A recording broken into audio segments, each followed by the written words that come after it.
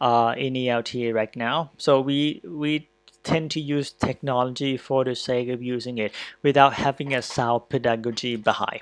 So a lot of, I mean, some of you may be familiar with the pedagogical approach that have been used in ELT.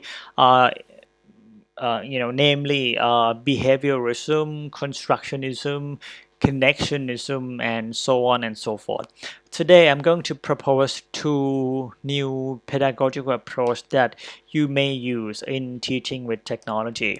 So the first one is connectivism, and it is defined as the integration of principles explored by chaos, network, and complexity and self-organization theories, and is proposed by George Siemens in 2005.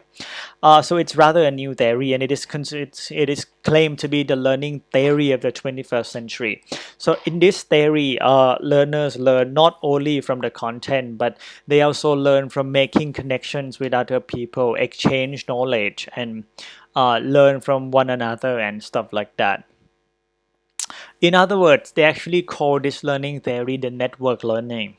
So the role of teacher has also changed from teachers to facilitators, and they facilitate learner to learn, and at the end, learners sort of create their connected community.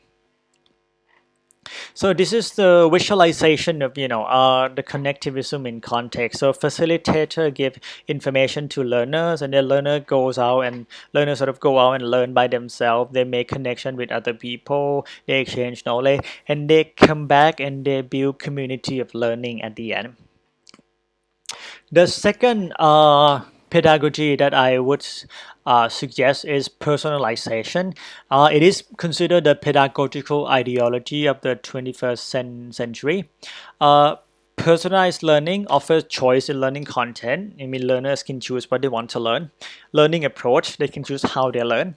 Learning pace, they can choose how fast or how slow they want to learn.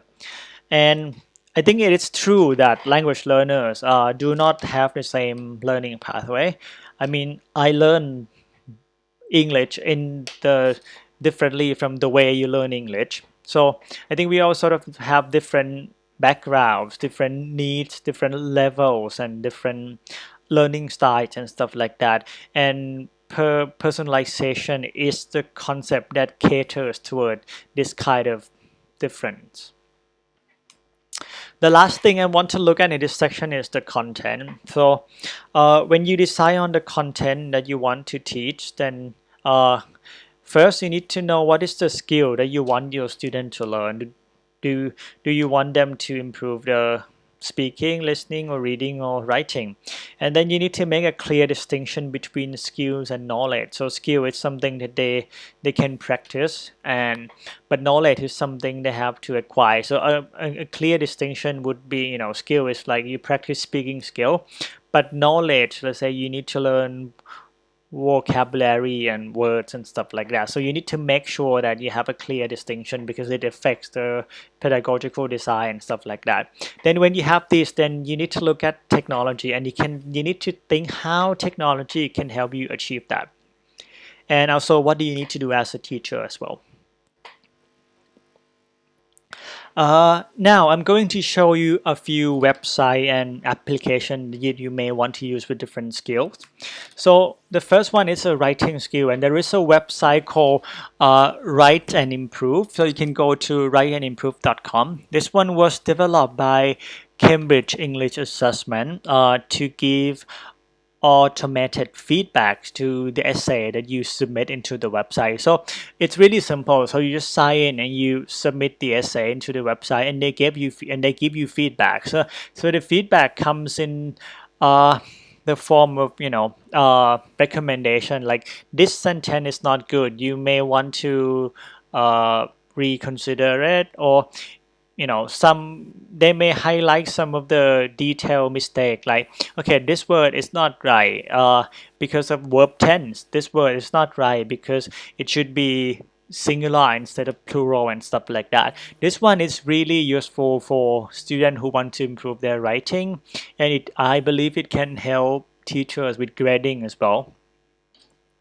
Also, one of the good feature of this is that it actually categorizes your writing into CEFR level, so from A1 to to C2, and this is pretty much very accurate because all the data they put in order to generate feedback actually come from the past papers of Cambridge English examination. The second application is to learn vocabulary, and it is called Feebu, F-E-E-B-U. This application was developed by a company called Alfrey, and they actually use the database from Oxford English Dictionary. So it's quite rich in terms of the words. The app has a really interesting concept. They actually believe that people don't learn words by just knowing words. They learn words from their companies and collocation. So in the app, they won't just give you words and meaning. They would give you words and context and collocations and words that always appear together. They really make a good use of corpus linguistic to help them with this, and this is a really interesting app. So the third one, it's the speaking app. It is something we call voice. It's an app we call VoiceThread. So it's an app where your student can upload their video clips onto the website, and you teachers can actually give feedback. And it's not, and their friends can also give feedback as well. The most distinctive feature is that it's not just only written feedback, but it's spoken feedback. So you don't give feedback by typing, you actually give feedback by recording your voice into it. So let's say student A upload the video, student B can also give comments by recording their voice as well. So student get to practice, student B get to practice speaking as well. So I really recommend you at least have it a try. And the last one is listening, and I think you all have used this. So it's TED Talk. I think it's the most educational learning website, okay, because it has interactive transcript, it has subtitle and stuff like that. And I think the materials are very authentic as well. So it's real world, and I think student will benefit a lot from it as well. All right, so I've got a few, one last task for you to actually think about. So I want you to sort of work in pairs or group, right? And I want you to choose one technology that you have used or want to use. First, think about how you can use it in your own teaching. I mean, what skill you want to teach, how you can generate positive learner experience. What pedagogy would you use, and what are the advantages and disadvantages of such technology? So, I mean, you don't need to do it today. You may do it tomorrow, or you may do it in a week or in a month. But please, when you finish, can you send your thoughts to my email so I can sort of see the picture of what it is in the Philippines, and we can discuss it later. All right, so it's time for Q&A. So I wish I could be there answering the question myself, but unfortunately, I am here in my co-working room in Thailand. So you can send questions to my email napat.jit@gmail.com. Or if you're on social media, then you can just type in my name on Facebook and it will appear, and then you can just send me a message, and then we can have a chat about this as well.